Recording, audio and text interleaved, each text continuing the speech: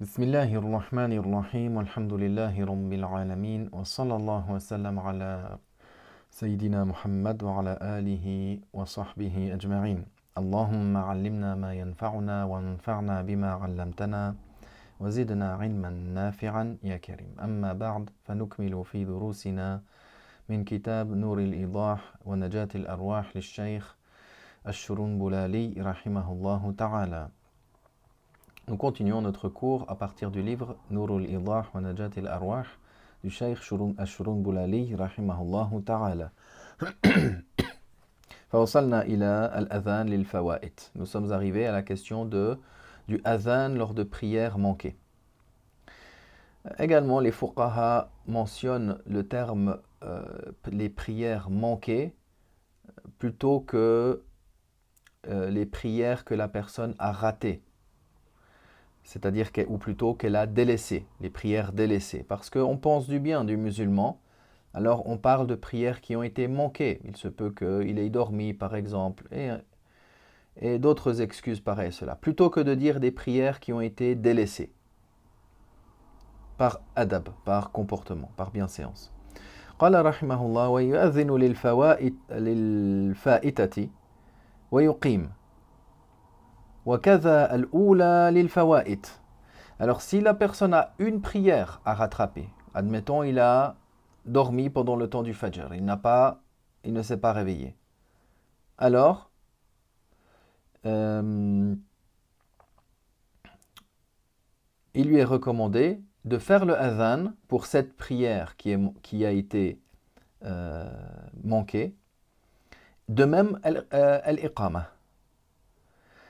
Et quand il dit وَكَذَا الْأُولَى لِلْفَوَائِدِ, alors si la personne a plusieurs prières manquées, alors il fait un adhan et ensuite il fait seulement al-iqama pour les autres prières sans répéter le adhan, comme il va le mentionner tant qu'il est toujours dans la même séance. وكره ترك الإقامة. وكره ترك الإقامة. Il est blâmable de délaisser الإقامة. Donc si la personne rattrape une prière, il fait le adhan et l'iqama. S'il a plusieurs prières manquées qu'il veut rattraper, il fait le adhan, il fait l'iqama, il rattrape la première prière, et ensuite pour chaque prière suivante, il fait seulement l'iqama, comme il le cite, دون الأذان في البواقي إن اتحد مجلس القضاء.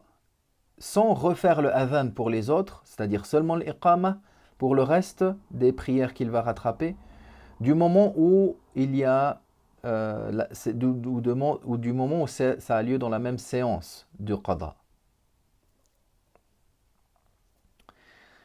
فالآن سيتكلم عن ما يقال عند سماع المؤذن. Maintenant, il va mentionner ce que l'on dit au sujet ou ce que l'on dit lorsque l'on écoute le mu'adhin.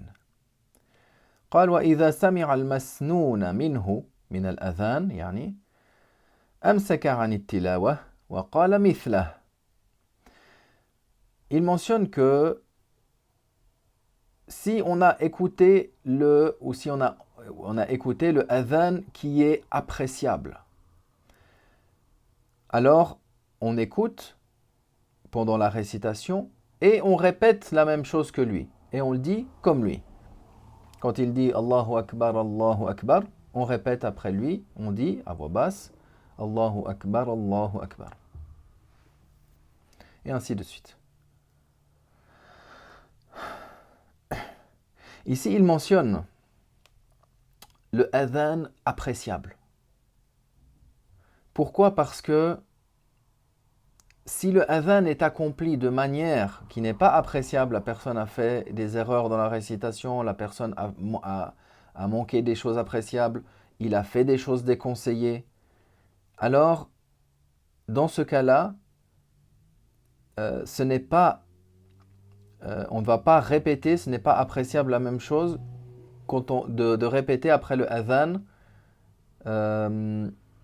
après un adhan qui est appréciable, qui a été fait de la manière correcte.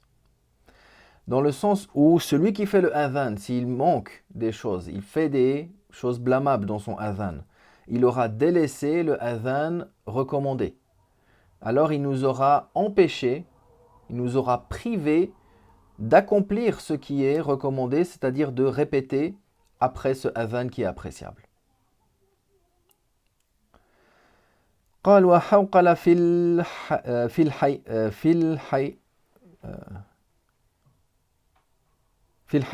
الحيعلتين وحوقل في الحيعلتين.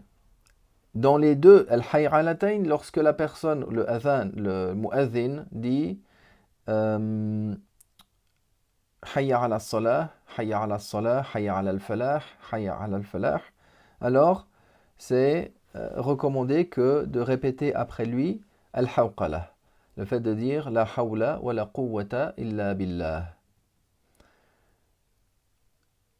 Il peut aussi dire hayya ala al-falah, la hawla wa la quwwata illa billah. Il peut aussi regrouper les deux. Wa qal sadaqta wa barirta. Sadaqta wa barirta. Ou ma sha Allah. عند قول المؤذن الصلاة خير من النوم. Donc, il est également appréciable qu'ils disent sadaqta wa barirta, ou bien le fait qu'ils disent ma sha Allah. Lorsque le mu'adhin, dans la prière de l'Fajr, il dit après hayya ala salah, hayya ala salah, hayya ala al-falah, hayya ala al-falah, il dit as-salatu khayrun min an-nawm. Alors ici, il dit sadaqta wa barirt, ou bien il dit ma sha Allah.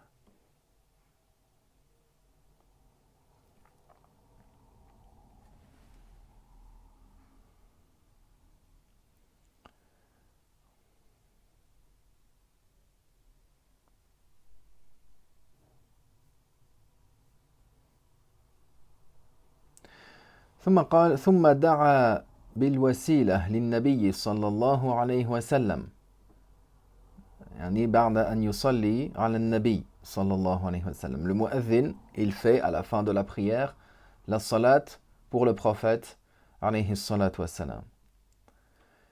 Ensuite, il fait l'invocation pour le prophète عليه الصلاة والسلام qui lui soit accordé al-wasila. Al-wasila, c'est le plus haut degré dans le Firdaus al-A'la. Al-Firdaus, la plus haute partie du Firdaus, al-wasila, pour le prophète alayhi salatu wassalam. فيقول اللهم رب هذه الدعوة التامة والصلاة القائمة آت محمدا الوسيلة والفضيلة وابعثه مقاما محمودا الذي وعدته. Il dit cette parole-là dans le sens dans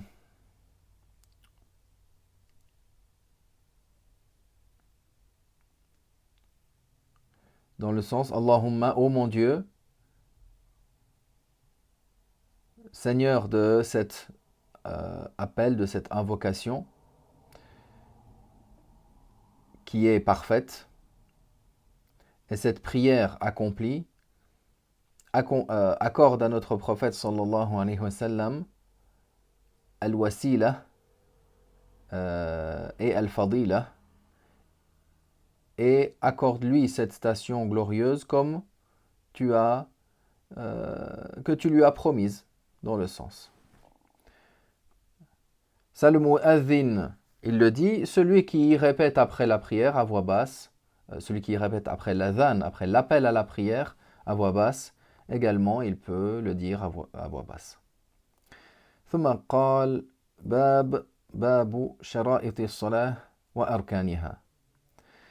Maintenant il finit ce chapitre-là du adhan et il va commencer maintenant à parler au sujet des conditions de validité de la prière et des piliers de la prière. Alhamdulillah wa sallallahu wa sallam ala rasulillah.